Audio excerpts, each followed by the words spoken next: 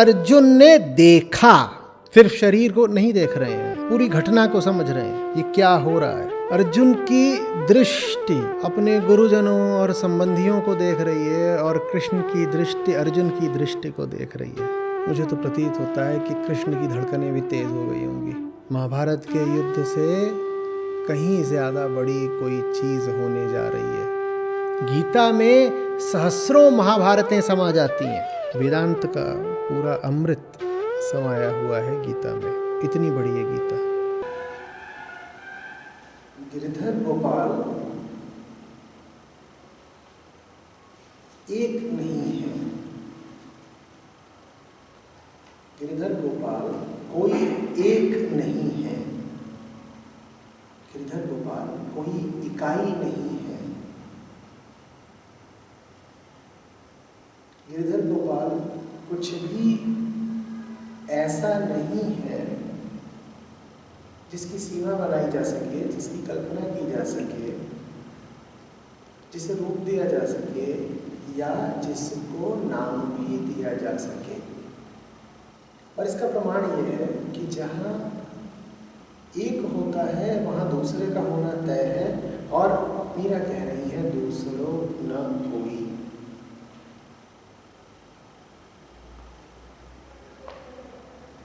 आप जब भी एक की बात करते हैं तो उसमें दूसरे का भाव निहित होना तय है, क्योंकि एक वही होगा जिसकी सीमा होगी।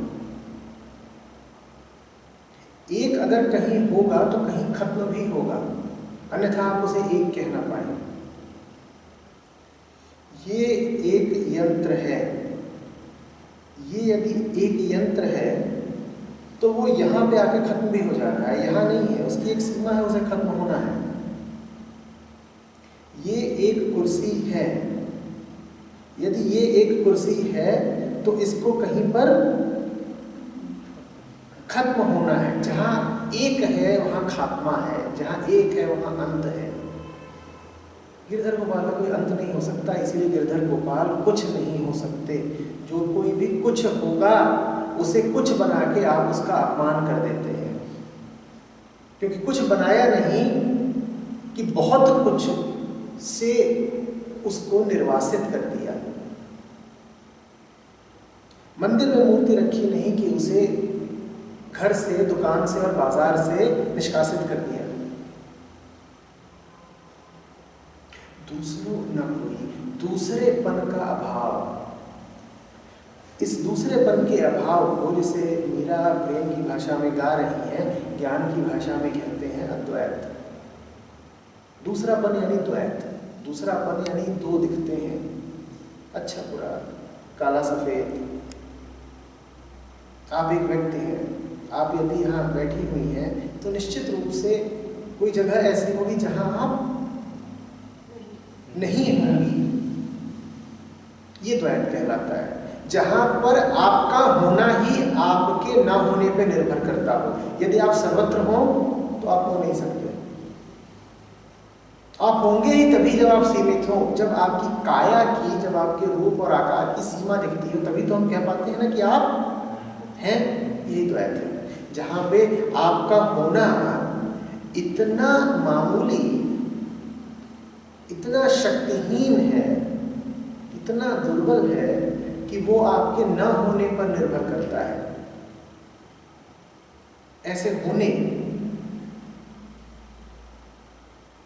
से भगवान बचाए, ऐसे होने से न होना बेहतर। आकाश सर्वत्र है, आप कभी कह पाते हैं कि आकाश है? बड़ा मुश्किल हो। जब आप दावा भी करना चाहते हैं आकाश है, तो आकाश की आप तुलना करते हैं किसी विरोधी वस्तु से और फिर कहते हैं कि आकाश। आप ऐसे कहते हैं आकाश है क्योंकि देखो ये नदी है ना, यहाँ मुझे आकाश नहीं दिखाई देता। ये पृथ्वी है ना, फिर आप कहते हैं पृथ्वी आकाश। जो लगातार हो, जो निरंतर हो, वो कभी इंद्रियों में समा नहीं सकता। जब समा नहीं सकता तो आप कैसे कह दोगे कि है? ये जो दीवार है आपके सामने, यदि इसकी कोई सीमा न आती हो कहीं, यदि अनंत हो, तो आपको ये दीवार दिखाई नहीं पड़ेगी। यदि न इसकी ऊपर की सीमा हो, न नीचे की, न दाएं की, न बाएं की, ये दीवार यदि एक अनंतता हो तो आपको इस दीवार का कोई प्रतिभास ही नहीं होने का, आप कह ही नहीं पाओगे कि ये दीवार है। दीवार है क्योंकि दीवार की सीमाएं हैं। गिरधर गोपाल की सीमा बनानी है क्या? नहीं बनानी है। मीरा बखूबी जानती है, इसीलिए मीरा कहती हैं दूसरों न कोई। जहां द्वैत है वहां कृष्ण नहीं हो सकते, जहां सीमाएं हैं वहां कृष्ण नहीं हो सकते। सीमाओं के इस अभाव को ही कृष्णत्व कहा जाता है। कृष्ण कोई देव मूर्ति नहीं, कृष्ण कोई इतिहास पुरुष नहीं, कृष्ण कोई कल्पना नहीं, कृष्ण कोई मिथ नहीं। एक अनंतता है कृष्ण, एक असीमितता है कृष्ण।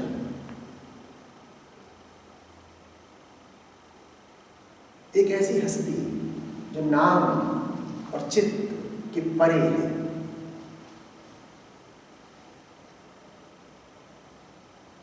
एक ऐसी सत्ता जिस पर अहंकार अपना हाथ नहीं डाल सकता, जिसके बारे में अहंकार को ये भी नहीं कहना चाहिए कि वो कृष्ण को समर्पित है। क्योंकि आप तो अगर समर्पण करोगे तो किसी के सामने करोगे, कृष्ण है कहाँ कि उनके सामने करो। जब भी कुछ कहीं होता है तो वो मात्र वहीं होता है। आप भी यहाँ बैठे हुए हैं तो क्या आप दिल्ली में हैं?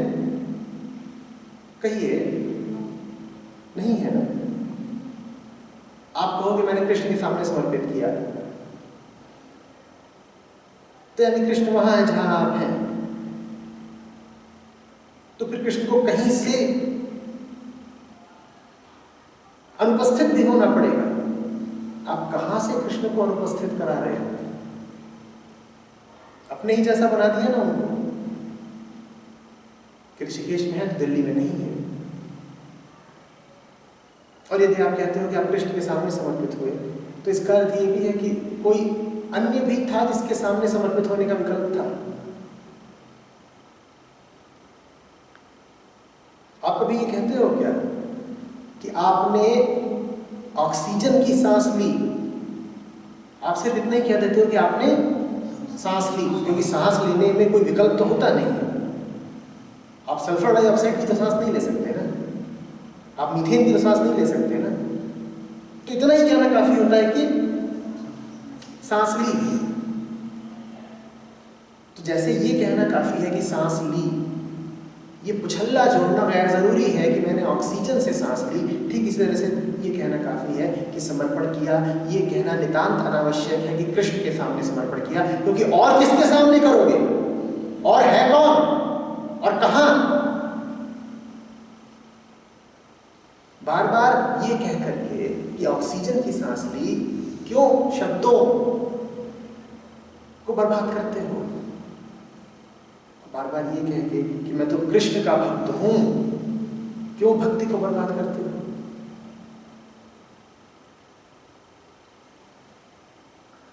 दूसरों न कोई सूत्र है, मेरो तो गिरधर गोपाल, उसके साथ जो जोड़ा है दूसरों न कोई, ये मीरा की बड़ी महिमा है। अगर मैं इतना ही कह देती मेरो तो गिरधर गोपाल, तो हो सकता है संशय के बीज छूट जाते हैं। हम भी भूल वही करते हैं जो मीरा चाहती हैं कि हम ना करें। मीरा कह रही हैं पहली ही पंक्ति में जोर दे के दूसरों ना कोई, हम उसको भूल जाते हैं। हम ये तो दावा खूब कर देते हैं कि हम तो बड़े भक्त हैं श्याम के, कृष्ण के। ये देखना भूल ही जाते हैं कि ये दूसरापन हटा कि नहीं हटा। कि कहीं ऐसा तो नहीं कि बहुत सारे दूसरे अभी जीवन में उपस्थित हों, और अगर दूसरापन अभी है जीवन में, द्वैत है जीवन में, तो कृष्ण कहां से आ गए? दूसरों न कोई। पंक्ति के दो खंड हो यदि, मेरो तो गिरधर गोपाल और दूसरों न कोई, और पूछा जाए कि दोनों में से ज्यादा आवश्यक कौन सा है, तो समझ लीजिएगा कि ज्यादा आवश्यक है दूसरों न कोई। दूसरों न कोई हट गया तो फिर तो ये कहने की जरूरत भी नहीं कि मेरे तो गिरधर गोपाल। क्योंकि गिरधर गोपाल तो स्वभाव है, वो तो हृदय में बैठे हुए हैं, वो तो है ही। हम दूसरों को ला ला करके उनको आच्छादित कर देते हैं, ढक देते हैं। प्रश्न है आपसे मेरा, दूसरे किस सीमा तक आपके जीवन में मौजूद हैं? और अगर दूसरे मौजूद हैं तो कृपा करके ये अहंकार मत रखिएगा कि आप कृष्ण भक्त हैं।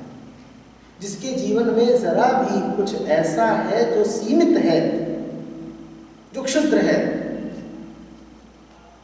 जो समय में आया है और समय जिसे ले जाएगा, जो मानसिक है, जो चित्त में वास करता है, जिस किसी ने उसको महत्व दे रखा है, उसे अभी ये कहने का हक नहीं है कि वो कृष्ण का हुआ।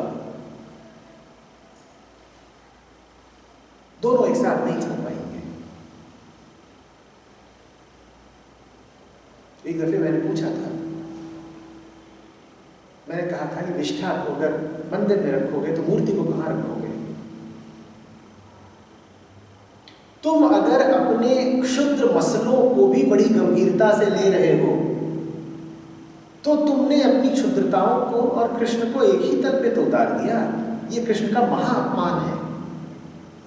तुम कहते हो कभी कभी तो मैं सोचता हूँ अपनी दुकान के बारे में, अपने परिवार के बारे में, अपनी पढ़ाई के बारे में, अपने रोजगार, अपने पैसे के बारे में, अपनी प्रतिष्ठा के बारे में, और कभी कभी मैं सोच लेता हूँ कृष्ण के बारे में और गीता के बारे में और अर्जुन के बारे में। तो तुम देख रहे हो तुम क्या कर रहे हो? तुमने कुछ ऐसा सा कर दिया है कि जैसे ये मेज हो, इस मेज पर बहुत सारे द्रव्य रख दिए गए हो। ये दुकान है, कभी तुम्हारा मन किया तुमने दुकान उठा ली। ये परिवार है, कभी तुम्हारा मन किया तुमने परिवार उठा लिया। ये समाज है, कभी तुम्हारा मन किया तुमने समाज उठा लिया। ये तुम्हारा बैंक बैलेंस है, कभी तुम्हारा मन किया तुमने इसकी परवाह कर ली। ये भविष्य की सुरक्षा है, ये परिवार का मोह है, ये अतीत की घटनाएं हैं, स्मृतियां हैं, और ये कृष्ण और मीरा हैं। कभी कभार तुम्हारा मन किया तुमने इनको भी उठा लिया। तुम देख रहे हो तुमने क्या करा है? तुम किसी के नहीं हो। इन सब का मालिक कौन है? मेरा मन किया मैंने दुकान उठाई, मेरा मन किया बाजार उठाया, मेरा मन किया परिवार उठाया, और मेरा मन किया अगर तो मैं तीर्थ भी कराया। तो सबका मालिक कौन है? मन। तो एक ही भगवान है फिर तुम्हारा अपना अहंकार। दूसरे का ना होना बहुत जरूरी है, अन्यथा तुम यही पाओगे कि तुम दुनियादारी को और कृष्ण को एक ही तल पर रखे हुए हो। जब तुम्हें सुविधा होती है तब तुम रसोई घर में घुस जाते हो, और जब तुम्हें सुविधा होती है तुम पूजा घर में घुस जाते हो। तुमने अपने ही मकान के हिस्से बना रखे हैं। तुमने समय भी निर्धारित कर दिया है, तुमने स्थान भी निर्धारित कर दिया है। दूसरों न कोई, पूरा घर पूजा घर होना चाहिए। और इसीलिए घरों में पूजा घर होना ही नहीं चाहिए, क्योंकि पूजा घर बना करके तुम पूजा घर को सीमित कर देते हो। पूरा घर मंदिर होना चाहिए। शयन कक्ष भी, शौचालय भी, रसोई भी, सब मंदिर होने चाहिए। जिस घर में मंदिर ना हो वो घर तो चलेगा, लेकिन जिस घर में मंदिर एक कोने में हो वो घर नहीं चलेगा। एक कोने में मंदिर बनाने से तो यही अच्छा है कि नहीं बनाओ। मंदिर का अर्थ है असीम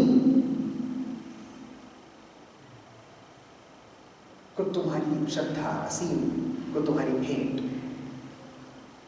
जो तुम असीम को भेंट में दे रहे हो वो सीमित कैसे हो सकता है? दूसरों न कोई। मन से दूसरों का ख्याल जाता रहना चाहिए। मन से दूसरेपन का ख्याल जाता रहना चाहिए। जब तक मन में दूसरे वास करते रहेंगे तब तक मीरा को जान नहीं पाओगे। नाम रहेगी तुम्हारे लिए मीरा। मीरा को तो हम बस श्रद्धा रूप में ही जानते हैं ना कि मीरा बड़ी भक्त थी। मीरा के केंद्र में जितनी भक्ति बैठी है उतना ही भक्ति रूप में साहस बैठा हुआ है। परिवार ने विष दिया, समाज में बदनामी हुई, घर वाले कहते ही रह गए तो क्या पागलपन करती है। रैदास को गुरु बना लिया और जाति प्रथा प्रबल थी। रैदास चरमकार थे, बड़ा भारी संत हो तो भी समाज उसे जाति की दृष्टि से ही देख रहा था। उन दिनों समाज को अजीब लगता था। मीरा रानी उच्च वर्ग, उच्च कुल, उच्च वर्ण की जाकर के एक साधारण गरीब तथा कथित निचली जाति के संत के पास बैठती थी।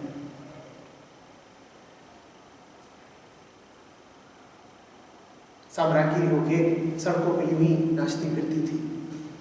न प्रतिष्ठा की सुध, न पर्दे की सुध। बड़ा साहस चाहिए। और जब तक दूसरे हैं तुम्हारे जीवन में साहस नहीं आएगा, क्योंकि जहां दूसरा है वहीं डर है। द्वितीयात् भयं भवति, दूसरा ही भय है।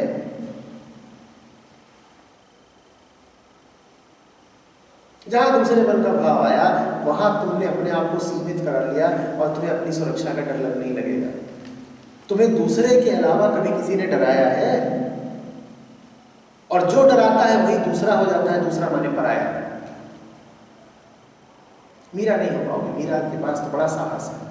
मीरा के पास इतना साहस है, हमारे पास उतनी ही सेहरन है। हम डरे डरे घूमते हैं। हम डरे डरे इसलिए घूमते हैं क्योंकि हमारे जीवन में दूसरों का बड़ा महत्व है। दूसरे मेरे बारे में क्या सोचेंगे, दूसरे मेरे बारे में क्या बोल रहे हैं, तुम्हें इससे ज्यादा कोई बात डरा सकती है? और इसके अलावा कभी किसी चीज से डरे हो?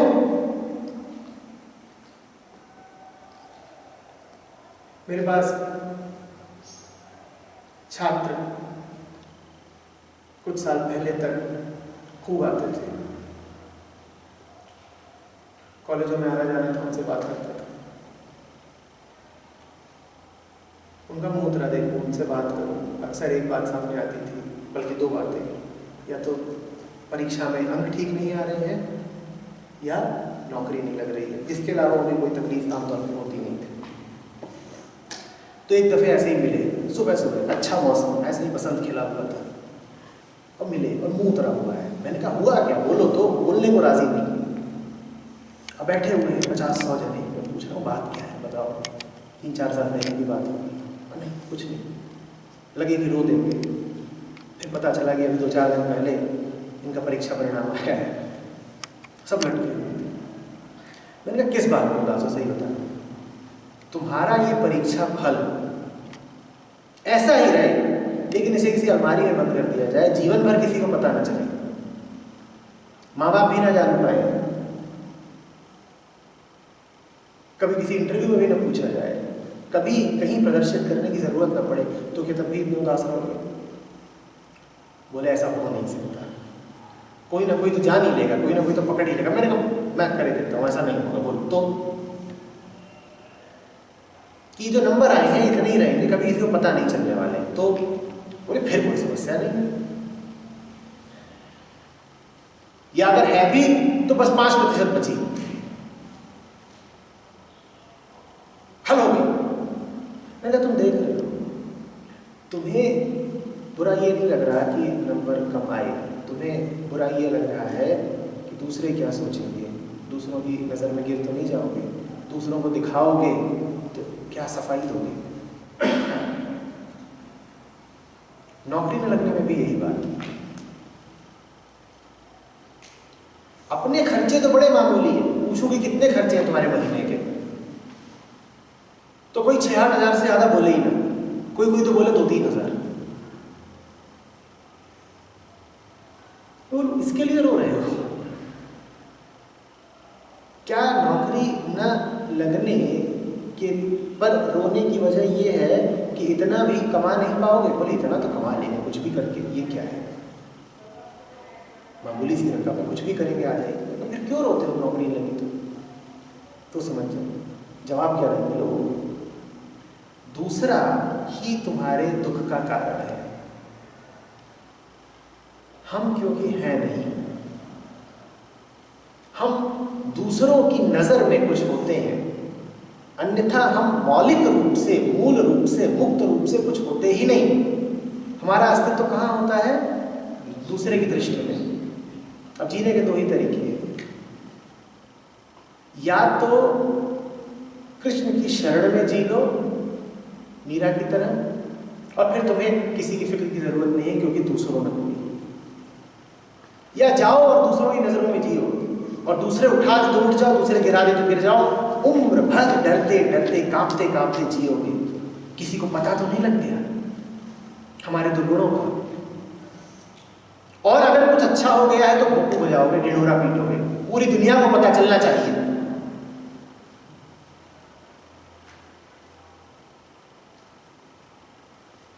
अरे सोनू की नौकरी लग गई, ढिढोरा पीटो।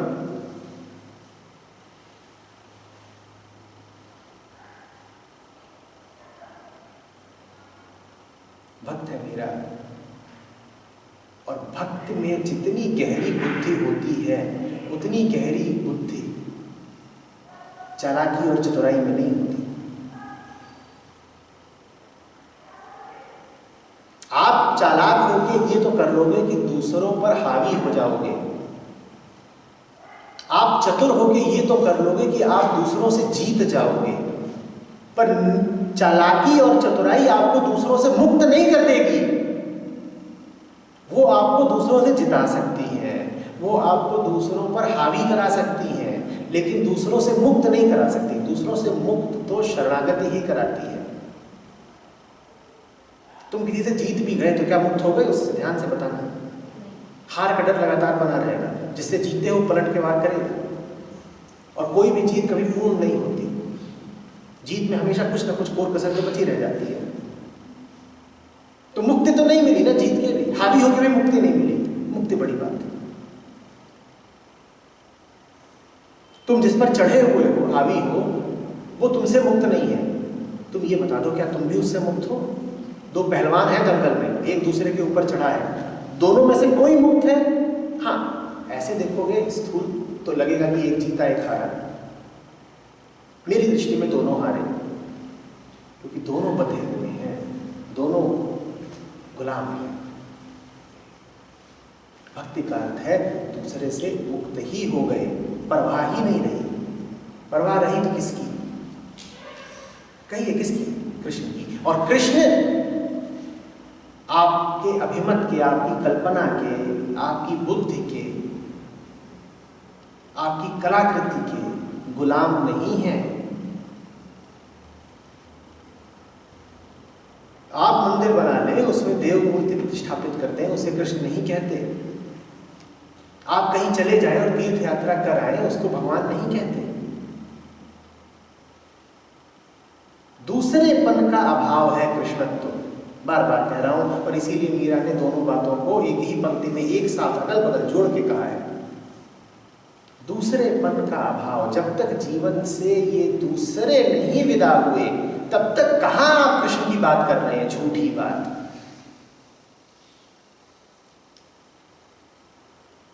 दूसरे विदा हुए कि नहीं हुए? दूसरापन विदा हुआ कि नहीं हुआ? परायापन विदा हुआ कि नहीं हुआ? द्वैत गया कि नहीं गया?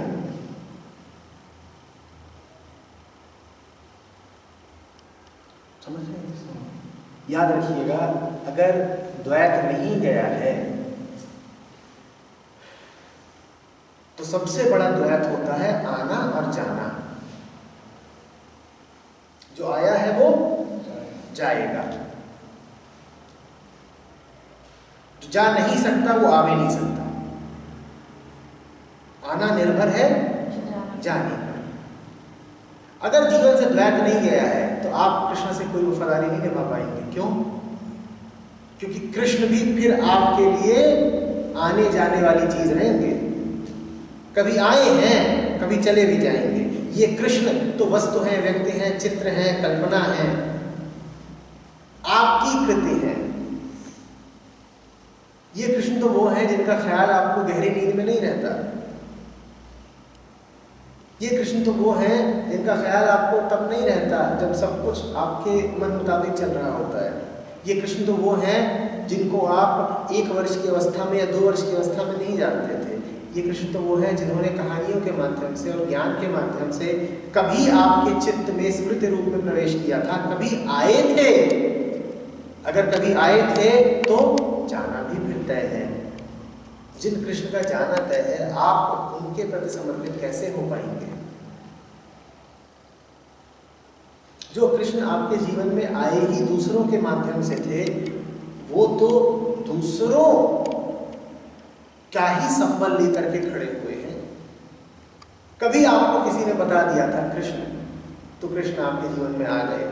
कई परिस्थितियां बदलेगी, दूसरे और हावी हो जाएंगे, वो कुछ और कहेंगे, वो कृष्ण पर हावी हो जाएगा। ये कौन सी वफादारी हुई? ये कौन सी भक्ति हुई? जो किसी का नहीं होता वो कृष्ण का हो जाता है, और जो कृष्ण का हो गया समूचा संसार उसका हो जाता है। ये बड़ी अजीब बात है। हम चाहते हैं लोग हमारे रहें, हम चाहते हैं कि हमारे नात रिश्तेदार, बेटा बेटी, पति पत्नी, भाई दोस्त हमसे वफा करें। लेकिन जो आपसे ही वफा कर रहा है वो कृष्ण से वफा कैसे कर पाएगा? जिसे कृष्ण से वफा निभानी है उसे तो सारे संसार की दृष्टि में बेवफा होना ही पड़ेगा। लेकिन कहानी यहाँ रुकती नहीं है। जो कृष्ण का हो गया, दोहरा रहा हो, पूरा संसार उसका हो जाता है। भले ही प्रथमतया ये लगा हो कि वो संसार के प्रति बेवफा है, कि जैसे उसकी कोई निष्ठा नहीं। हम इतना डूबे हुए हैं आकंठ दुनियादारी निभाने में कि हमारे लिए तो दुनिया ही दुनिया है और कृष्ण भी दुनिया के हिस्से मात्र हैं। जब दिख जाए कि दुनिया निस्सार है, तब जानना कि कृष्ण की कृपा हुई तुम पर। और जिस दिन दिख गया कि दुनिया निस्सार है, उस दिन दुनिया से ऐसा प्यार उठेगा तुम्हें कि छलकता छलकता फिरेगा। ये बात विरोधाभासी लगेगी, तुम कहोगे क्या कह रहे हैं? आज तो तुम्हें दुनिया सारयुक्त लगती है ना, मैं पूछ रहा हूं, आज प्यार है तुम्हें दुनिया से? तो देख लो क्या हो रहा है। जब तक दुनिया तुम्हें महत्वपूर्ण लगेगी, जब तक वो गंभीर वस्तु लगेगी, तब तक दुनिया सिर्फ तुम्हारे लिए भय का, महत्वाकांक्षा का और रोने का विषय रहेगी। दुनिया क्या है तुम्हारे लिए? दुनिया तुम्हारे लिए एक अधूरा लक्ष्य है, एक अनफिनिश्ड एजेंडा है। कोई है यहाँ पर जिसकी कहानियां पूरी हो गई हो? दुनिया सबके लिए एक आधा छूटा हुआ काम है। दुनिया हम सब के लिए एक अपूर्ण प्रोजेक्ट है। दुनिया हमारे लिए ऐसी है कि जैसे कोई कहानी शुरू की हो और पूरी ना हो पा रही हो। दुनिया हम सब के लिए अतृप्त है कि नहीं? कोई है ऐसा जिसकी कहानियां पूरी हो गई हो? किसी को देखा जिसकी कहानी आखिरी सांस में भी पूरी हुई हो? हम सब अपनी कहानियों के बीच ही मर जाते हैं। हम सब का ऐसा है कि जैसे कोई फिल्म देखने गए हो और मध्यांतर में हमें जबरदस्ती उठा करके हॉल से बाहर फेंक दिया जाए, कैसा लगता है? कहानी के बीच में ही बाहर फेंक दिए गए, ऐसे हमारी मौत होती है। कहानी अभी चल ही रही थी, गुड्डू का विदेश से आना बाकी था, गुड़िया की शादी अभी बाकी थी और मौत आ गई। और तुम मौत से कह रहे हो थोड़ी राहत दे, जरा सा रुक जा। तो कहेगी धत, बहुत देखे थे जैसे, चल।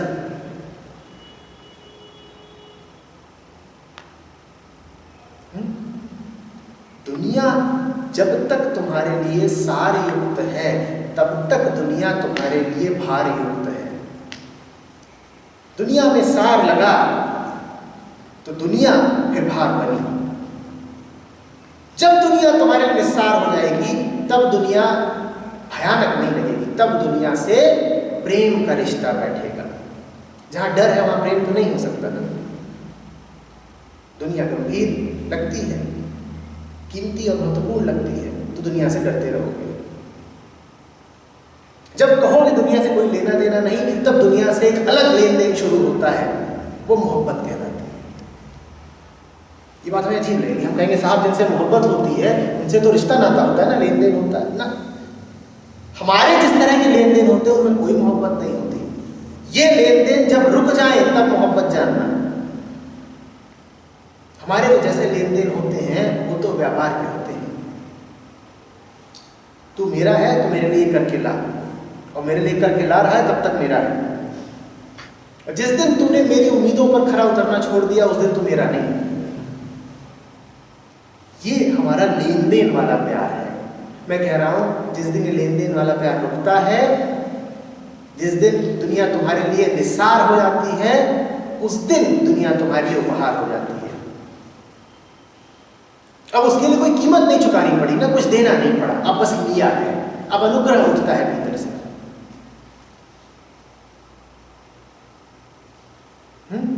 द्वैत से अद्वैत की यात्रा भार से उपहार की यात्रा है।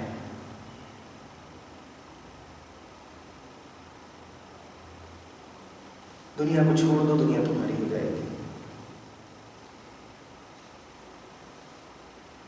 इसी को कृष्ण तो कहते हैं। अभी बीते सत्र में मैं सुदामा की कथा कह रहा था, कितनी मीठी है। कृष्ण के पास गए, कुछ मांगा नहीं, सब मिल गया। मांगने जाओगे फूटी कौड़ी न पाओगे, और उससे भी बुरा ये हो सकता है कि मांगने जाओ और जो मांगो मिल भी जाए। अब तो लगा लो नर्क हो गया। वो तो कृष्ण के पास यूं ही गए थे, आनंद में, अतिरेक में गए और गदगद, कुछ न मांग पाए। वापस लौटते हैं तो देखते हैं बड़ा महल खड़ा हुआ है, बीवी बच्चे अनूठे बन के घूम रहे हैं। बच्चों से पूछ रहे हैं, बेटा यहाँ पे एक सुदामा गरीब की झोपड़ी हुआ करती थी, कहाँ गई? बच्चों को ही ना पहचान पा रहे। बीवी हंस रही है, बीवी से पूछ रहे हैं, बहन जी यहाँ पे सुदामा की भार्या घूमा करती थी, गरीबन चीथड़ों में, कहाँ गई? वो भी हंस रही है। दुनिया को छोड़ा, कृष्ण के पास गए, सब मिल गया। दुनिया से जब तक चिपके हुए थे, गरीबी ही गरीबी, गरीबी ही गरीबी। दुनिया को छोड़ा, कृष्ण के पास गए, सब मिल गया। और दुनिया को छोड़ना और कृष्ण के पास जाना दो अलग अलग बातें नहीं। एक बात है, दूसरों न कोई, दूसरों न कोई। मुगालते में मत रहिएगा, भ्रम मत पालिएगा, यूं ही अपने आप को कृष्ण भक्त न कहते फिरिएगा। जब तक आपके माथे पर दुनिया का बोझ बैठा हुआ है तब तक कृष्ण नहीं हो सकते। जब तक इस मेज पर 10 वस्तुएं रखी हैं तब तक कृष्ण नहीं हो सकते। कृष्ण का अर्थ ये भी नहीं है कि इस मेज पर सिर्फ ये रखा हो, खाली मेज को कहते हैं कृष्ण। मीरा की सेज खाली है, आपकी कम से कम मेज तो खाली हो।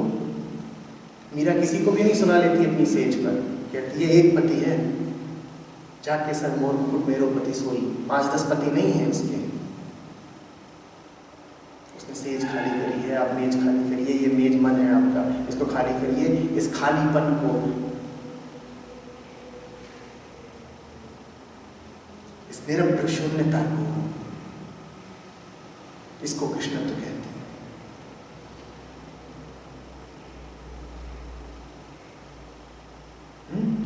सेज सजानी नहीं है, खाली करनी है।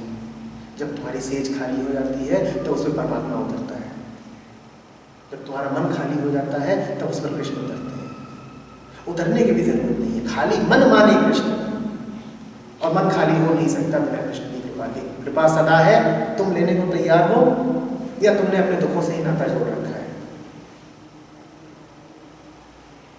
तुमने तय ही कर रखा है कि हमें तो शिकायत में ही जीना है, हमें तो दुविधा में ही जीना है, हमें तो अहंकार में ही जीना है। शिकायत कर करके जीने में बड़ा अहंकार है, बड़ा सुख है। तुम्हें लगातार ये कहते रहने का मौका मिलता रहता है कि तुम कुछ हो। तुम्हें लगातार ये कहते रहने का मौका मिलता है कि दुनिया बुरी है, तुम्हारे साथ बुरा किया, तुम अधिकारी थे किसी और उच्च व्यवहार के, और जो तुम्हें मिला वो अन्याय था। तुमने अरे तय ही कर रखा हो कि तुम्हें सेज गंदी रखनी है, मेज गंदी रखनी है, तो तुम जानो जीवन बहुत लंबा नहीं है। हम में से कोई ऐसा नहीं है जो पक्का करके कह सके कि अभी बहुत आयु शेष है। जितनी बची है उसमें अपने पूर्वाग्रहों से मुक्त हो जाओ, अपनी हट और अकड़ से मुक्त हो जाओ, जरा झुक जाओ, अपने आदर्शों, अपने मन, अपनी स्मृतियों, अपने अभिमतों, अपनी धारणाओं के खोखलेपन को देख लो। इसी को कृष्ण तो कहते हैं। मीरा वो जिसने वो कर दिखाया जो आपके सामने कोई करे तो आप उसे पागल कहेंगे। आपकी अपनी बिटिया हो, वो मीरा जैसी हो जाए, आप उसे घर से निकाल देंगे। अरे किसी जीते जागते पर फिदा हो गई होती तो भी माफी थी। एक देव कल्पना, एक देव मूर्ति, एक आदमी शायद जो सैकड़ों साल पहले मर चुका, तो उसको पति माने बैठी है। कभी मिली उससे तो कहती है तूने ब्याह कर लिया उससे। कौन है वो? ब्याह कैसे कर बैठी? और यहां किसी की रानी है, किसी की भाभी है, यूं ही नहीं उसको विष दे दिया था, देवर ने विष दिया था, यूं ही नहीं दे दिया था। आप होते तो आप भी यही करते। आप देखिए ना, आप अपने पति और पत्नी और बेटे और बेटी के साथ क्या व्यवहार करते हैं। जब वो जरा सा कृष्ण की ओर बढ़ते हैं, आप उससे कहते हैं जीवन बर्बाद कर लिया ना। अरे द्वैत में जीना चाहिए था, द्वैत क्यों चले गए? कर ली ना खराब जिंदगी। और फिर आप कहते हैं आप कृष्ण भक्त हैं। आप कैसे कृष्ण भक्त हैं जो दिन रात मीरा को ताना मारते रहते हैं? ये बात तो समझ में नहीं आई। जो कृष्ण को पूजेगा वो तो मीरा के पांव धो के पिएगा। और यहां मीरा पड़ जाए आपके सामने तो पूछो, मेवाड़ की इज्जत का सवाल है।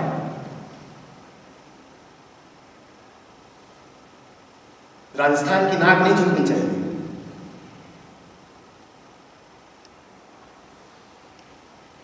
क्या कर रही है?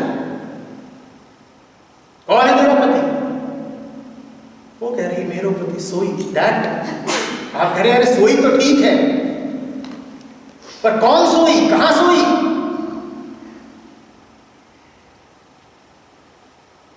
वो बस कह रही है सोई। अब कह रहे यही तो हमें पसंद नहीं है, काहे सोई?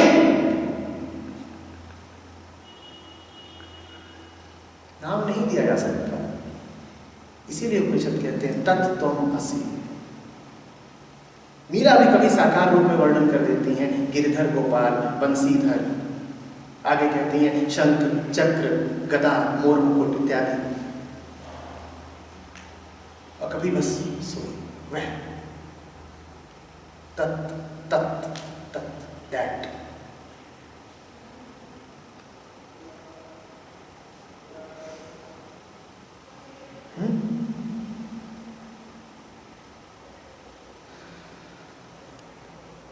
मीरा को देखिए, कृष्ण को जान जाएंगे। मीरा ने कभी चाहा नहीं था कि उसे पूजा जाए। मीरा ने कभी चाहा नहीं था कि उसे भक्त शिरोमणि की तरह याद किया जाए। आज हम यहाँ बैठे मीरा को श्रद्धांजलि दे रहे हैं। आज दुनिया झुकती है मीरा के सामने। आज कृष्ण के साथ मीरा का नाम सदा के लिए जुड़ गया है। और कौन मीरा? मीरा वो जिसने उस सब को कीमत ही नहीं दी जो संसार उसे देने को उतावला था। मीरा सत्य के साथ जुड़ी। जो सत्य के साथ जुड़ेगा बिना अपेक्षा, निष्काम भाव से, उसको यही मिलना है। दुनिया भर का सम्मान पाएगा बिना मांगे। मांगा नहीं था। आप मीरा से पूछते तो ये सब कुछ इसलिए कर रही है कि एक दिन तेरे भजन गाए जाए। मीरा कहती पागल हो गया, मुझे खुद अपनी सुध नहीं, मुझे ये सुध क्या रहेगी कि कौन मुझे कैसे देख रहा है। मुझे नहीं पता होता मेरे पाँव कहाँ पड़ रहे हैं, मुझे नहीं पता पड़ता मैं कहाँ नाजुक थी। मैं क्या इस बात का ख्याल रखूंगी कि इतिहास मुझे क्या याद करेगा? जो इतिहास की फिक्र छोड़ देते हैं वो इतिहास बन जाते हैं।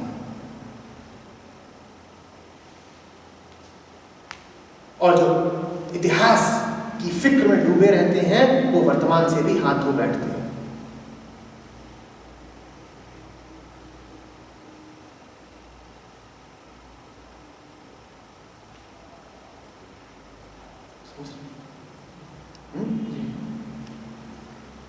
ये शिविर है, 4 दिनों तक इस बात का पूरा पूरा ख्याल करें कि आपका मन कहाँ जाकर के अटक रहा है। जितना ज्यादा उसे दुनियादारी में लोटता देखें, फंसता देखें, उतना जान लें कि अभी कृष्ण बहुत दूर है। उतना जान लें कि अभी तो मन को इधर उधर का जूठन ही पसंद आ रहा है, राजभोग नहीं। बहुत सुंदर है कबीर का, मैं इसे बोलते थकता नहीं हूं। पहले तो मन कागा था, करता आतंक खात, अब तो मन हंसा हुआ मोती चुन चुन खात। आपका मन क्या है, कागा की हंसा? देखा है ना, जहां विष्ठा देखता है, जहां मैला देखता है, वहीं चोंच डाल देता है। आप कहां चोंच डालने जाते हो? आपका मन किधर को आकर्षित हो जाता है?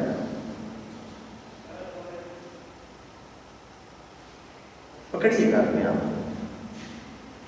इन 4 दिनों को अपनी सेवा में समर्पित कर दें। कृष्ण की इससे बड़ी भक्ति नहीं हो सकती। देखिए बार बार अपने आप को कि मन कहां जाके बैठ जाता है, कौन सी चर्चाओं में संलग्न हो जाता है, व्यर्थ यूं ही बकवास गॉसिप।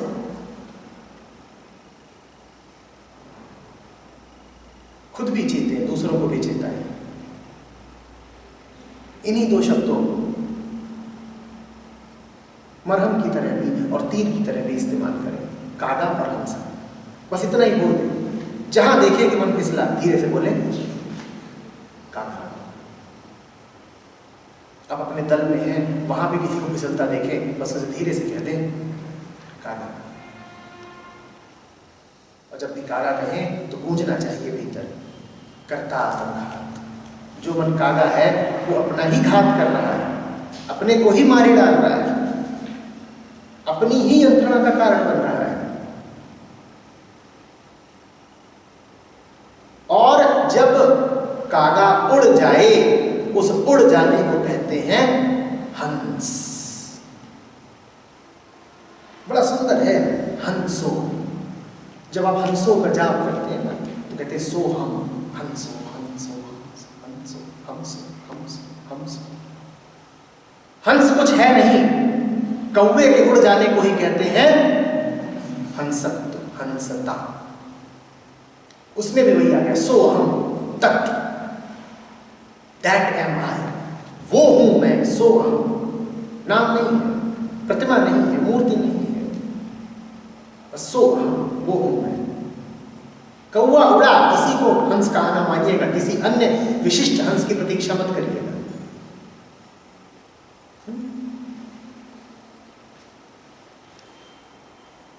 किसी ने पूछा बुद्धि को क्या होना चाहिए, मैंने कहा उसे कौहकिनी होना चाहिए। कौहकिनी जानते हैं, कौवा उड़ाने वाली। यही बुद्धि का उचित किरदार है। कौवा उड़ाओ, कौवा आए तुम कौवे को उड़ा दो। कौवे का काम है आना, काव काव करना। मन में हर समय सैकड़ों कौवे काव काव काव काव। तुम्हारा क्या काम है? कौवा उड़ाओ। उड़ाना नहीं है तो बस इतना कर दो कि कौवों को रोटी न डालो, मैला न डालो, कौवे नहीं आएंगे। जो कमरा साफ हो वहां मक्खियों को आते देखा है? और मैले कमरे से मक्खियां उड़ाते फिरो तो जीतोगे कभी? कहीं बोली है। तुम किसी दालान में बिखरा दो खूब मैला, जूठन, और फिर देखो वहां कौवों की दावत। कौवा उड़ाने का क्या अर्थ हुआ? कौवों के लिए जो कुछ आकर्षक है वो रखो ही मत। तुम वो रखोगे नहीं, कौवे आएंगे नहीं। कौवे नहीं आए उसी अवस्था को कहते हैं सोहम, हंस अंतर आया। अब तो मन हंसा है, मोती चुप चुप खा। तो कृष्णत्व घूम फिर करके एक छोटी सी बात पे आ जाता है, जीवन से जूठा हटा दो, जीवन से जूठन हटा दो। एक बड़ी सुंदर ज़ेन कहानी है। एक आगंतुक आया ज़ेन गुरु के पास, बोलता है ज़ेन सिखाइए। रात्रि का समय था, आश्रम में भोजन हो चुका था।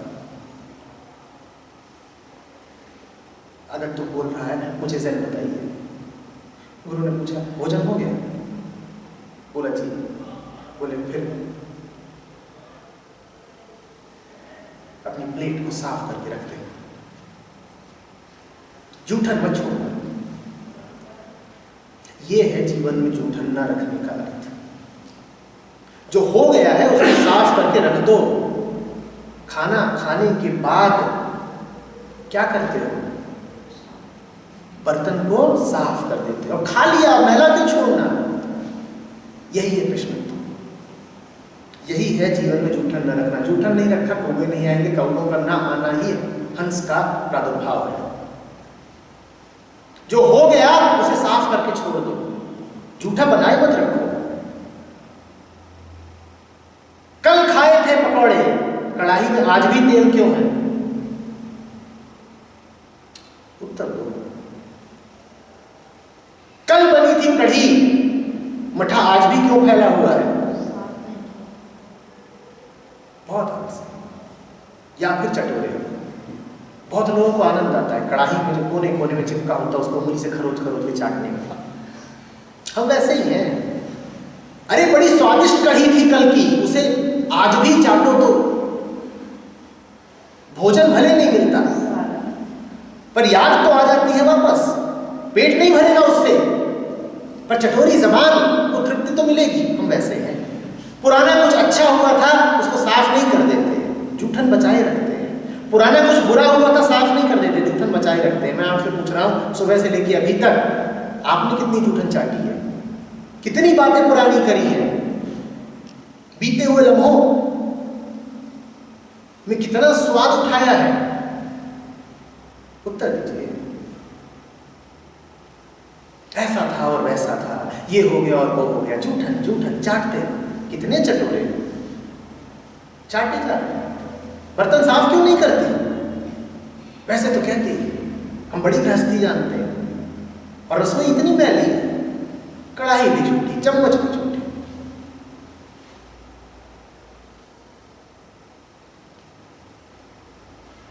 करछुल तो जूठा है ही। चम्मच लगा रहा था, करछुल उठा उठा चाट। आपने किसको देखिए? किसकी दाढ़ी में तिनका?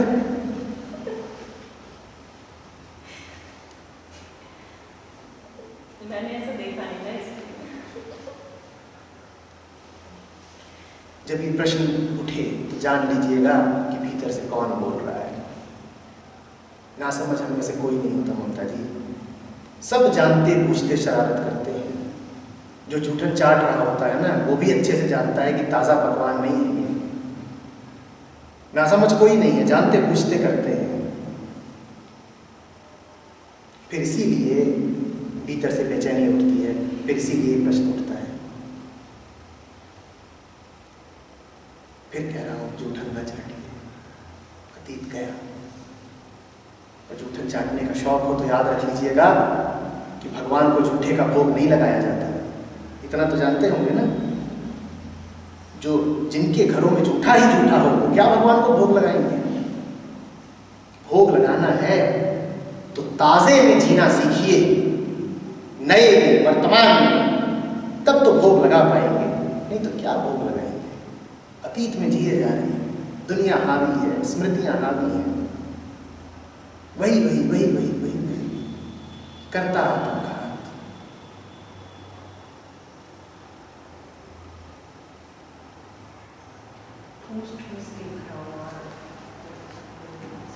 दोनों बातें, ठूस ठूस के भरा हुआ है जूठन तब भी, और जो आपकी स्थिति है वही वो सबकी स्थिति, मेरी भी वही। हम सब एक ही थे।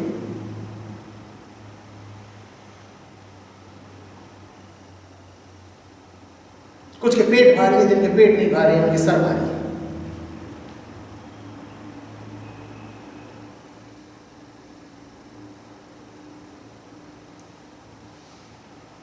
ढीठ होना पड़ेगा।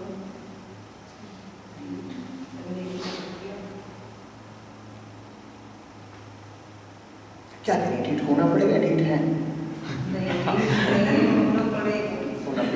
वो ढिठाई, वो दृढ़ता अपनी नहीं होती, वो कृष्ण दे देते हैं। कृष्ण को देखा ना कितने ढीठ हैं। वो अर्जुन बाण नहीं चला रहा है, उसके पीछे लगे हुए हैं, और जब तक उसने मार नहीं दिया सबको तब तक मारे नहीं। ऐसी ढिठाई है उनकी। और ये भी वो कहता था बीच बीच में, हो गया अब 3 मार दिए, अब तो जाने दो, और नहीं है वो बचे, चलो। जब तक आखिरी नहीं गिरवा दिया तब तक मान नहीं रहे। उसको भी धोखे से नीचे मारते, जान में मारते, जान में मार। अपने चलते तो कभी ना मारता जान में। वो ढिठाई आपकी अपनी नहीं हो पाएगी। उसको स्थिरता कहते हैं, उसको केंद्रीयता कहते हैं, उसे दृढ़ता कहते हैं।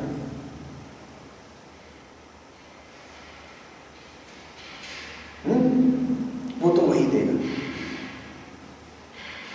वो दे पाए, आप बस इसके लिए जमीन तैयार कर दीजिए। वो उतरेगा आपके घर में, आपके मन में, आप बस जूठन साफ कर दीजिए। क्योंकि जूठन नहीं साफ करोगे तो कौवा और हंस अगल बगल तो नहीं उतरेंगे। जाहिर सी बात है, कभी देखा है ऐसा कि कौवा और हंस एक साथ अगल बगल बैठ करके जीम रहे हैं? इतनी जूठन फैला रखी है तो कौवे ही कौवे आते हैं। साफ करो, आसान, बहुत आसान। और अगर वो आसान नहीं लगता तो ये बता दो कि अभी जो कर रहे हो वो आसान है क्या? अगर ये बहुत मुश्किल लगता है कि कैसे वो सब पुराना हटा दें, तो ये बता दो कि पुराने के साथ जीना आसान लगता है।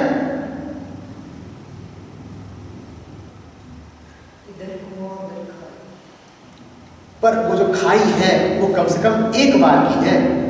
इसीलिए तो बेचैनी होती है। खाई में एक बार जाएंगे फिर मुक्ति है। वहां तो रोज रोज रोज रोज रोज रोज आपको ही निचोड़ रहा है, आपके ही रक्त से भरा हुआ है वो कुआं। आपको कोई व्याधि हो गई हो, कोई बड़ा फोड़ा हो पेट में, वो न मरने देता है, न जीने देता है, न खाने देता है, न सोने देता है, और आप कृष्णाय हुए जा रहे हैं और मानसिक रूप से विक्षिप्त हुए जा रहे हैं। चिकित्सक ने आपसे कहा इलाज करा लो, लेकिन उसने ये भी कहा इलाज कराओगे तो महीने भर बड़े कष्ट में रहोगे, ये दवाइयाँ लेनी पड़ेंगी, ऐसा ऐसा परहेज करना पड़ेगा, चलने फिरने से वंचित रहोगे वगैरह। आप कराओगे इलाज कि नहीं कराओगे? है इधर कुआं उधर खाई, पर क्या चुनोगे? तिल तिल करके मरना या एक बार यंत्रणा से गुजर लेना? आध्यात्मिकता आपके सामने यही विकल्प रखती है, या तो रोज मरे जाओ या एक बार इलाज करवा लो, या तो एक बार कष्ट उठा करके साफ कर दो अपना आंगन, फिर तो सुसाइड करना अच्छा है। या फिर रोज रोज कौवों की चीख पुकार झेले जाओ। अर्जुन भी जब कहता था कि भाग जाऊंगा, नहीं लड़ूंगा, तो कृष्ण ने ठीक उससे यही कहा। अर्जुन से कहा, अर्जुन लड़ कौन नहीं रहा? प्रकृति में जो कुछ है वो 3 गुणों के वशीभूत होकर कर्मरत तो है ही। तो तू अगर ये सोचता है कि तू भाग जाएगा और कर्म से बच जाएगा, तो वो तो हो नहीं रहा, क्योंकि कर्म तो चल ही रहा है। हाँ, बाहर नहीं चल रहा तो भीतर चल रहा है। लड़ाई में तो तू है ही, छुपी छुपी क्यों लड़ता है? खुली लड़ ले।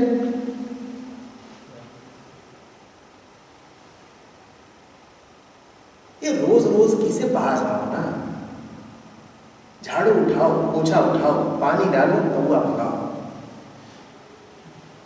स्वच्छ भारत अभियान, उसका वास्तविक अर्थ यही है।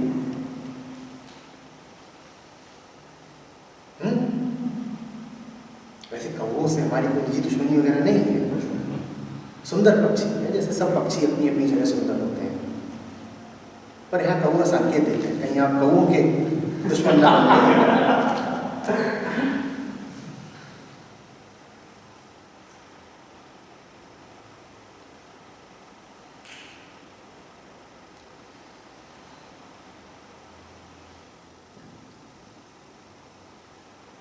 थोड़ा सा सतर्क रहे, थोड़ी सी अपने पे निगाह रखें,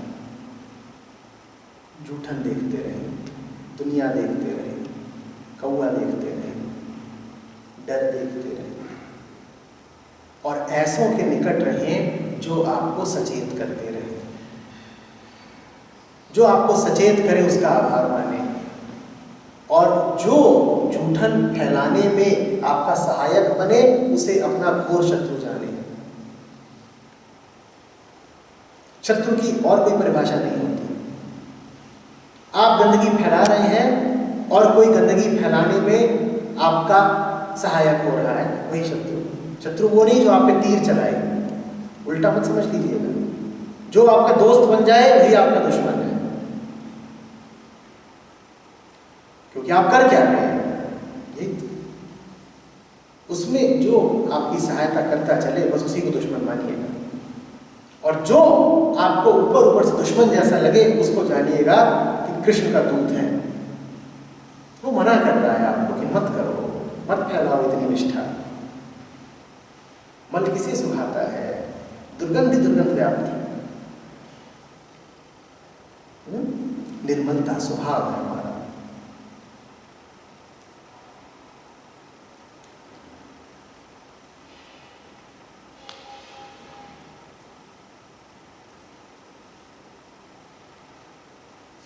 मीरा कागज पर नहीं रह जानी चाहिए, खून में बहनी चाहिए, तब नाम लीजिएगा कृष्ण का, नहीं तो पाखंड है। मीरा का सा फिर जीवन होना चाहिए, मीरा का सा समर्पण होना चाहिए, मीरा जैसा साहस होना चाहिए, मीरा जैसी उन्मत्तता होनी चाहिए, मीरा जैसी बेरुखी, मीरा जैसी बेपरवाही।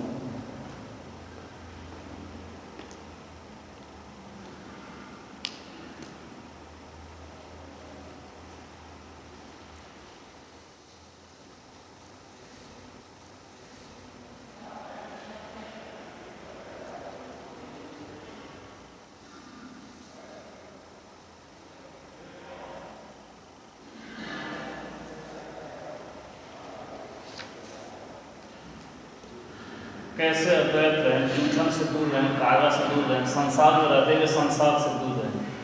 और हम सुन रहे हैं, समझ रहे हैं, फिर उसे रहेंगे, कैसे से दूर रहें, सचेत संसार में राणा भी थे और रैदास भी थे। संसार में राणा भी थे और अब ये तो मीरा पर है ना कि किसको चुनती है। आपको अगर मोतियों से और तलवारों से और शक्ति से और सत्ता से प्यार है तो आपको रैदास दिखाई ही नहीं देंगे, और आपको अगर सत्य से और कृष्ण से प्यार है तो आप राणा को छोड़ के रैदास के हो जाएंगे। रैदास भी संसार में ही थे, बस महलों में नहीं थे। तो ये तो तर्क दीजिएगा ही ना कि अगर जूठन से दूर हुए तो पूरे संसार से दूर होना पड़ेगा।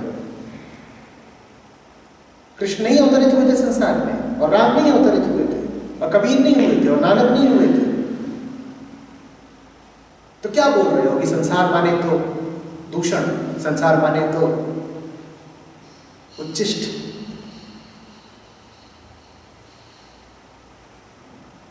संसार में सब कुछ है, तुम्हें क्या दिखता है वो तुम पे निर्भर करता है। तुम जैसे हो तुम्हें वैसा दिख जाएगा। कौवे की नजर कहां जाके पड़ेगी? उड़ रहा होगा कौवा, उसकी नजर कहां जाके पड़ेगी? जूठन पे पड़ेगी। तुम क्या देखते हो तुम पे निर्भर करता है। तो बार बार अगर ये कहोगे कि संसार तो दुर्गंध से और मलिनता से ही भरा हुआ है, जितने अखाद्य पदार्थ है वही है संसार में, तो फिर तुम यही साबित कर रहे हो कि कौवा ही बने रहना है।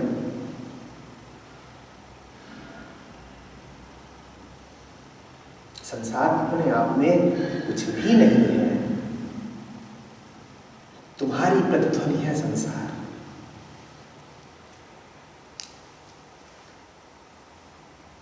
तुम्हारी अनुगूंज है,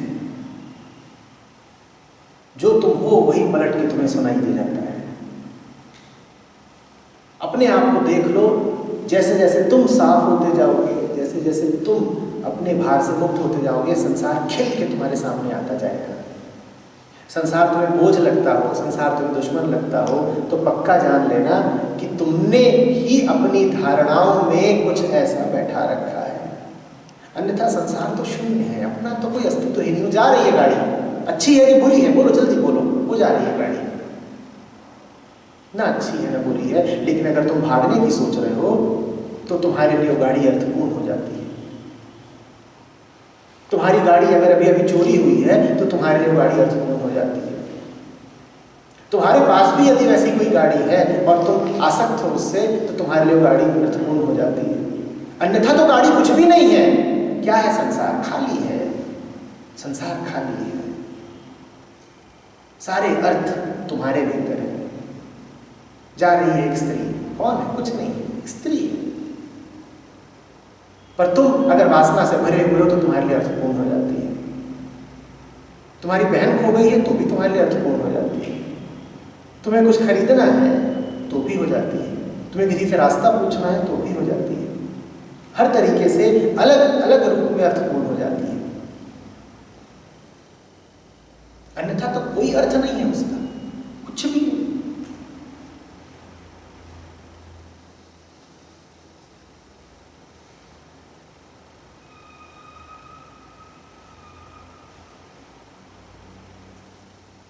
संसार को दोष मत देना।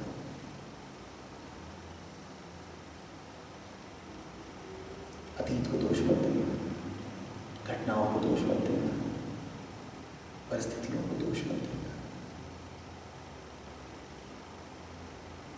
अगर तुम परिस्थितियों का ही निर्माण हो तो फिर तो तुम हर जिम्मेदारी से मुक्त हो गए ना।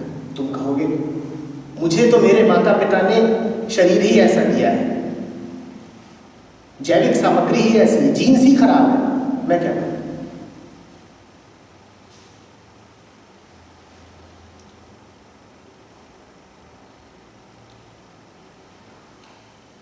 मार्क्स इत्यादि ने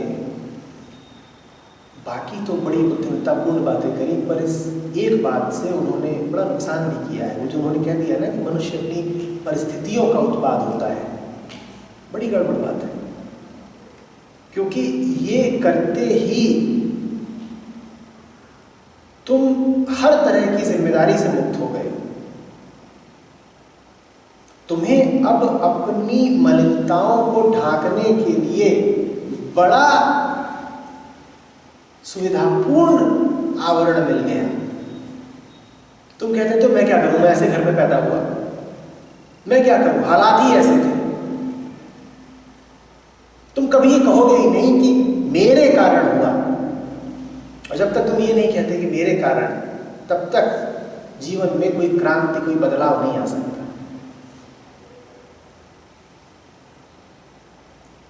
हालातों पर दोषारोपण तो बहुत आसान होता है। हालातों पर रोना मत रोना।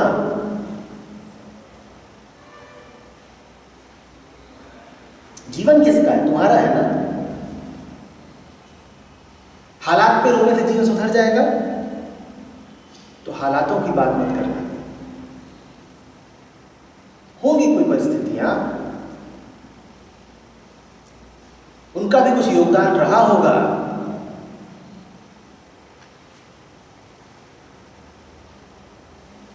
कुछ अंश उनका भी होगा। लेकिन अगर तुम भूखे हो तो कारण गिनते बैठोगे या रोटी ढूंढोगे? दिन भर के प्यासे हो, कारणों से प्यास बुझा लोगे? ये पानी चाहिए, अब गंगा के पास आए हो, प्यास बुझाओ। पीछे के कारणों में लिपटे मत रह जाओ।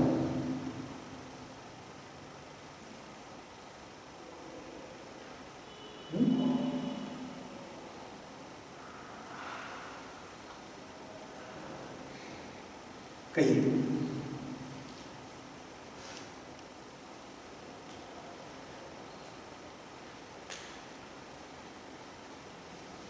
आचार्य जी, जब मीरा कहा रही है दूसरा न कोई, तो रैदास और कृष्ण में फ़र्क देखना ठीक होगा?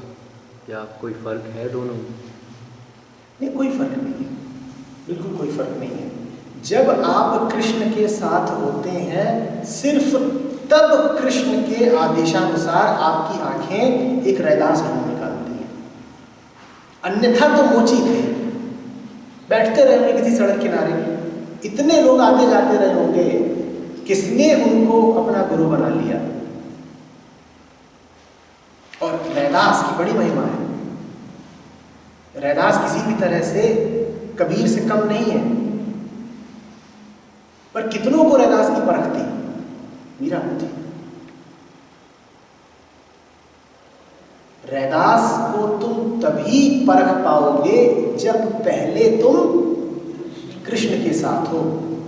संसार में तुम्हारे चुनाव तभी सही होंगे जब तुम कृष्ण के साथ हो। अपनी जिंदगी को देखिए ना, जितने चुनाव करते हैं सब उल्टे पड़ते हैं। मांगते कुछ है, हो कुछ और जाता है। चलते हैं इधर को, पहुंच उधर को जाते हैं। जितनी इच्छाएं करते हैं सब उल्टी पड़ती है, भारी पड़ती हैं। सारे सवाल, सारी कामनाएं अनुत्तरित रह जाती हैं। होता है कि नहीं होता है?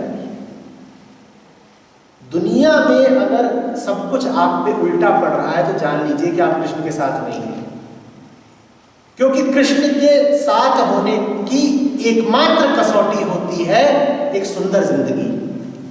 मीरा की जिंदगी सुंदर है। प्रमाण क्या है इस बात का कि आप कृष्ण के साथ हैं? आपका जीवन सुंदर होगा, उसके अलावा कोई प्रमाण नहीं होता। हमारा जीवन अगर कुरूप है, हमारे जीवन में अगर तमाम तरह की जटिलताएं हैं और व्याधियां हैं, तो वो इस बात का सूचक है कि हमने कृष्ण से नाता तोड़ रखा है।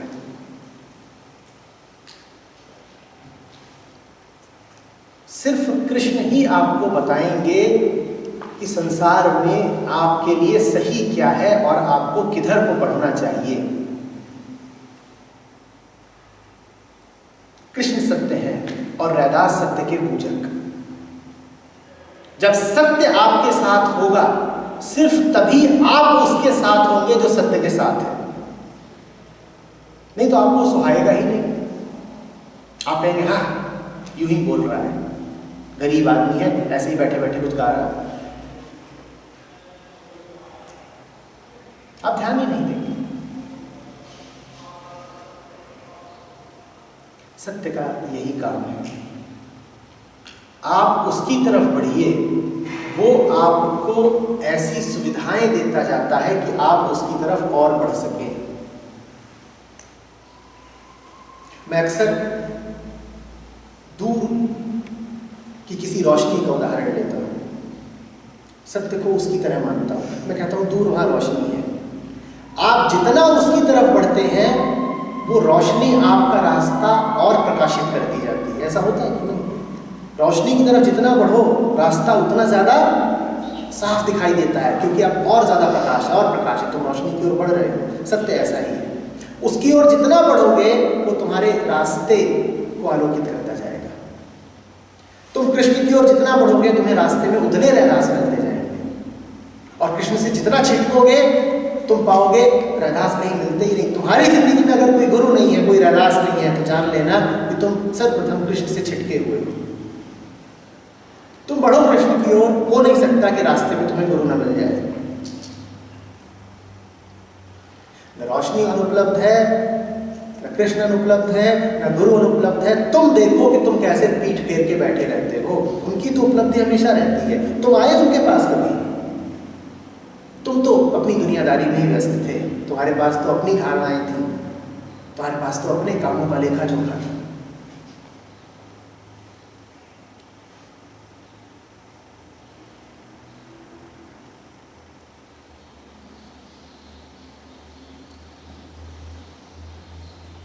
गुरु सत्य के दर्शन कराता है, वही है ना। और तुम्हें सत्य चाहिए नहीं तो तुम्हें गुरु रास आएगा कभी, बस बात खत्म। कृष्ण सत्य हैं, रैदास सत्य के पूजक। मीरा सत्य रैदास के पास जाती ही इसीलिए है क्योंकि रैदास उसे कृष्ण की तरफ और ले जाते हैं। मीरा का प्रेम और सघन होता है रैदास की संगति में। यही सत्संग है, जिसके पास बैठ करके सत्य का प्रेम और प्रबल होने लगे, उसको सत्संग जानना।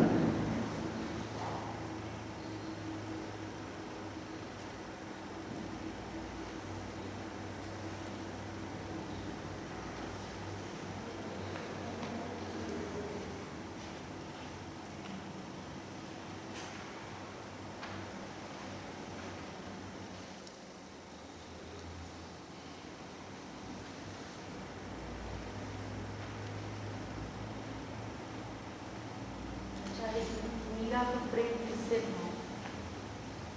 मीरा का प्रेम दूसरों न कोई से था। किसी व्यक्ति या वस्तु विशेष से प्रेम करा तो संसार से ही बन के रह गए। संसार की निस्सारता को देखना ही कृष्ण प्रेम है, कुछ और नहीं है। तो ये प्रश्न कि मीरा का प्रेम किससे था, हमारी प्रेम के प्रति जो धारणा है, जो पूर्वाग्रह है, बस उन्हीं को उजागर करता है। हमें लगता है प्रेम किसी व्यक्ति विशेष के प्रति ही हो सकता है। प्रेम अगर वास्तविक है तो सच्चाई से होगा, बाकी सब तो आकर्षण है, लगाव है, यूं ही चिपक गए, वो सब प्रेम थोड़ी होता है। वो तो आनी जानी चीजें होती हैं। मीरा की गहन बुद्धिमत्ता है कि देखती है अपने चारों ओर और समझ जाती है कि इस सब में चैन नहीं पाऊंगी। और चारों ओर से अर्थ है वो सब कुछ जो देखा जा सकता है सब देख लेती है। राज्य में चैन पाऊंगी ना, रिश्तों में चैन पाऊंगी ना, संपत्ति में चैन पाऊंगी ना, बुद्धि में चैन पाऊंगी ना, ज्ञान में चैन पाऊंगी ना। ये जितनी ना ना ना ना ना ना है ना, इन्हें कृष्ण जानना। अब बताओ किससे? उसके बाद जो कि एक व्यक्तित्व है मीरा, और व्यक्तित्व को तो खेल में ही मजा आता है। व्यक्तित्व को तो खिलौने चाहिए, तो समझ लो कि खिलौने की तरह गिरधर गोपाल की अपनी एक मूर्ति बना लेती है। और ये मत समझना कि उस मूर्ति के पीछे बावरी है ना, दूसरों न कोई नहीं। जैसे घर की इज्जत, ससुराल की इज्जत, पति की इज्जत कोई माने नहीं रखती, कुछ भी करते रहे। समझते?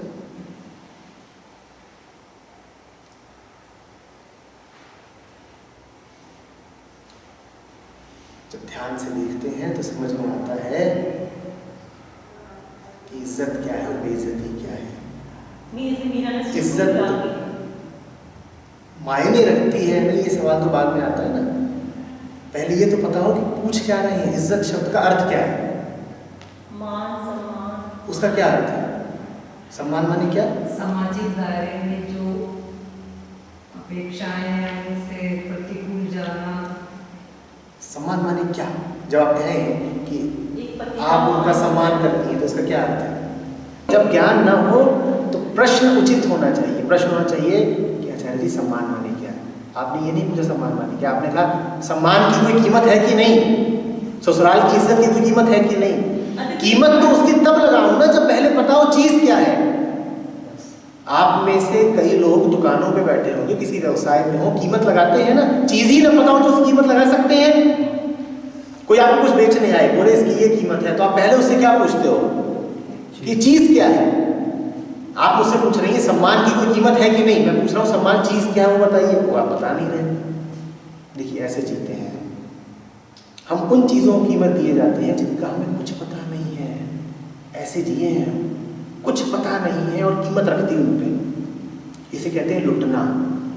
कोई आए और आप बहुत सारी कीमत निकाल के रखते हैं किसी ऐसी चीज पर जिसका आपको कुछ पता नहीं, उसे क्या कहते हैं? लुट गए। हमारे लिए सम्मान सिर्फ हमारे अहंकार की पूर्ति है। सामने वाला आए और आपकी प्रशंसा में कुछ कह दे या आपके सामने झुक जाए, इसको आप कहते हैं सम्मान। इसीलिए संतों ने बार बार सम्मान के खोखलेपन को उजागर किया है। सम्मान पे मत चलना। नहीं, हमारे यहाँ होते कि बेटियां विदा करते होता होगा, हमें उससे क्या रुचि है। हमने अभी कहा कि हमने अभी भी कहा कि दुनिया क्या करती है, इसी चीज से मुक्त होना है, और बार बार उसी का हवाला देके आप उसको और कीमती बना रही हैं। इसी से तो मुक्त होना है ना, कि दूसरे क्या करते हैं और क्या कहते हैं। इसी से मुक्ति का नाम तो मीरा है। साहस का संबंध है फिर इससे। साहस, और साहस तब तक नहीं आएगा जब तक साहस के स्रोत के साथ आप जुड़ नहीं जाते। साहस तो एक ही देता है। साहस के स्रोत के साथ जुड़ना, तो कई चीजों से हटना भी, और जिनसे हटना है उनसे हटने का स्वयं आपका मन है। लेकिन उनसे अगर मोह है तो, उनसे अगर मोह ही होता तो आप उनमें सुख पा रहे होते। मोह याद है, मोहन नहीं याद है।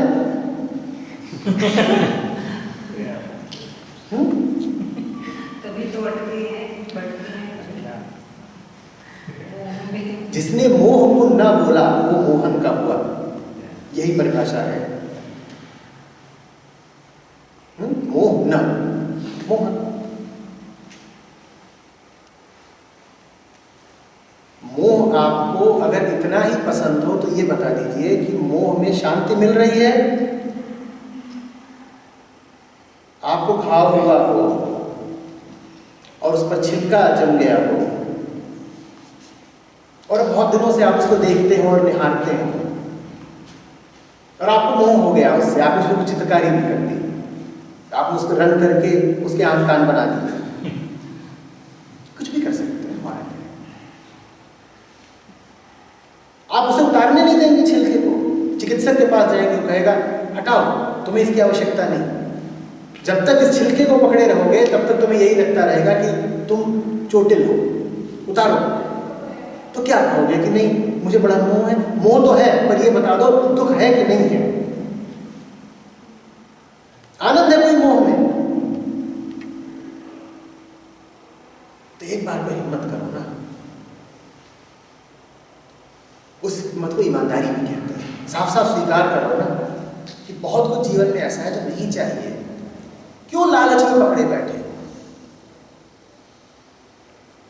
केला खा लिया, छिलके इकट्ठा कर लिए, क्यों लालच? खाना खा लिया है, जूठन अभी भी पकड़ा हुआ है, क्यों लालच? कैसा मोह? छोड़ो।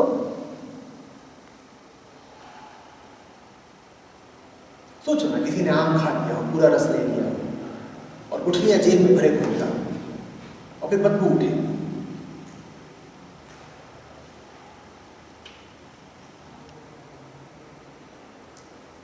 ईमानदारी का अर्थ यही है कि एक बार जान जाइए कि क्या दुख दे रहा है, तो कम से कम प्रयोग तो करिए कि क्या पता है इसके बिना जीना संभव ही हो। पूरा नहीं छोड़ सकते तो इतना सा छोड़ के देखिए। जरा सा छोड़ेंगे ना, एक कदम बढ़ाएंगे रोशनी की ओर, रास्ता और साफ होता जाएगा। जरा सा प्रयोग करके देखेंगे तो खुद ही ताकत और बढ़ती जाएगी, मिलती जाएगी। आप प्रयोग ही नहीं करते, आप पहले ही हार मान के बैठ गए। आपने मान ही लिया है कि जीवन तो दुख के लिए ही है। आप इसलिए नहीं पैदा हुए हो कि दुख भोगो। संताप आपकी नियति नहीं है। बहुत अगर मन दृढ़ ना हो रहा हो तो जरा सा, थोड़ा सा कहिए, बोलिए। छोटे शहरों में जब शॉपिंग मॉल वगैरह बनते हैं तो वहाँ ये एस्केलेटर होते हैं। कुंदन बड़े मज़े लेके बताते हैं कि पटना में भी होता है कि उनके आगे कतार लगी होती है, क्योंकि लोगों ने नए नए देखे होते हैं तो उन पे पार होते डरते हैं। समझ रहे हो? महिलाएं तो खास तौर पे डरती हैं। वो देख रही हैं, उसको देख रही हैं, ऊपर चला जा रहा है, पाँव रखे, गिर पड़े, क्या होगा। और गिरने से ज़्यादा उन्हें लगता है गिर जाएंगे इतने लोगों के सामने तो इज्जत का क्या होगा।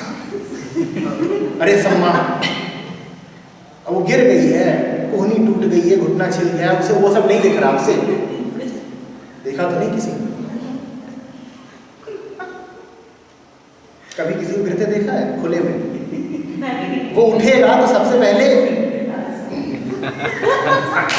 फिर कहीं कोने में जाके जाएगा और फिर पूछेगा हाँ साहब क्या हुआ, चोट लग गई, क्या हुआ? नहीं कुछ भी नहीं,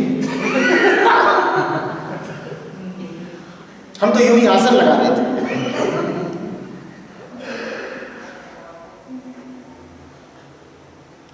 लेकिन उस एस्केलेटर में आपको कुछ करना नहीं है, आपको एक जरा सा प्रयोग करना है। एक पायदान पे पांव रखते हैं, उसके बाद अपने आप तुम जरा सा बढ़ो, उसके बाद वो खींचता है। तुम दिखाओ अपनी इच्छा, उसके बाद उसका काम है। एस्केलेटर पे तुम्हें क्या चढ़ के जाना होता है, एक के बाद एक अगली पायदान पे पांव रखते जाना होता है? तुम्हें कितना करना होता है? एक कदम। तुम एक कदम बढ़ो, बाकी खुद खींच ले। लेकिन वह कतार लगी होती है, पहले ही कदम नहीं लग रही होती है, अगर गिर गए तो इज्जत का क्या होगा। अब कई तो इसी बात से शहर गए, अच्छा एक कदम रखा तो पूरा खींच लाएगा ऊपर तक। यही तो हमें डर था, यही साजिश हमें पता था। जरा सा हाथ थमाया नहीं कि पूरा पकड़ के खींच ही ले जाएगा सीधे ऊपर, मोक्ष। संपत्ति और धन सब नीचे छूटा है।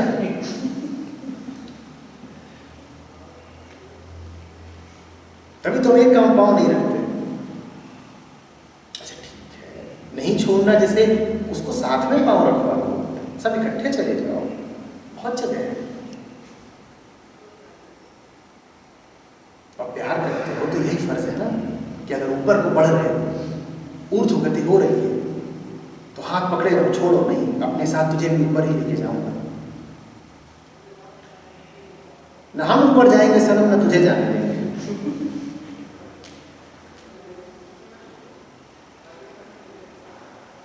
ऐसे तो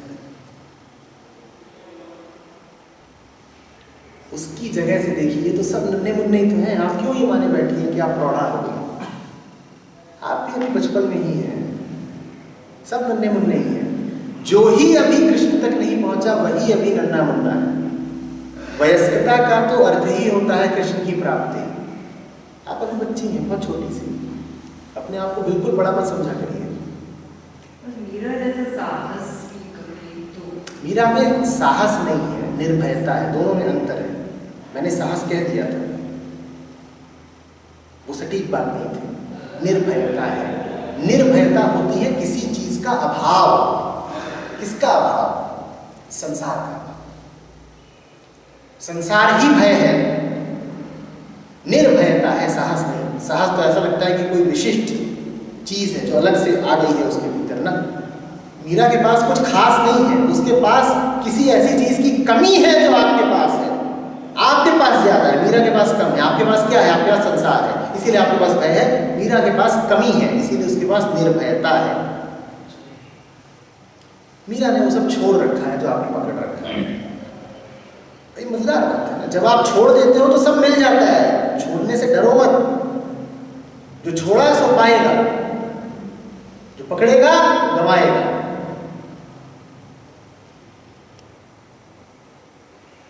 इसी को श्रद्धा कहते हैं। जरा सा छोड़ के तो देखो, छोड़ते जाओगे छोड़ने की ताकत पाते जाओगे। जितना छोड़ोगे आंचल अपना उतना पसारते जाना, क्योंकि उतना मिलने की बरसात शुरू हो जाने वाली है। ललचा रहा, जैसे जैसे छोड़ते जाना वैसे वैसे देखना कैसे पाते जाते हो।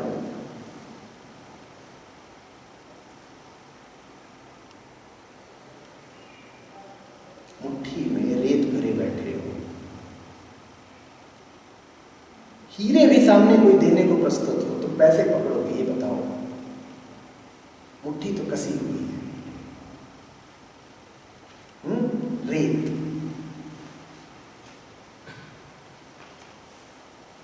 छोड़ के तो देखो कितना मिलता है। आमंत्रण दे रहा है, ललकार। अरे जहां जैसे हो सके वैसे, क्या पता चोट लग जाए इसी बात से। अच्छा ललकारा तो लो छोड़ा। अच्छा, प्रार्थना कर रहा हूँ। तुम जैसे छोड़ दो वैसे कह रहा हूँ। मुझे गुरु मान के छोड़ो तो गुरु मान के छोड़ दो, मुझे प्रार्थी मान के छोड़ो तो प्रार्थी मान के छोड़ दो। जरा सा छोड़ के देखो तो, जरा पकड़ ढीली करके देखो तो मजा आता है कि नहीं। कितने लोग गए वहां, नहा के कितने लोग आए बताओ? क्या बैठे हो? इसी को तो कहते हैं पकड़ छोड़ना।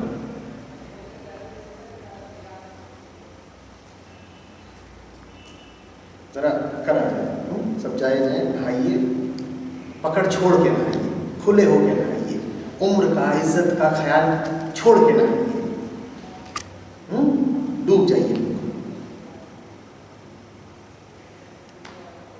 अभिषेक,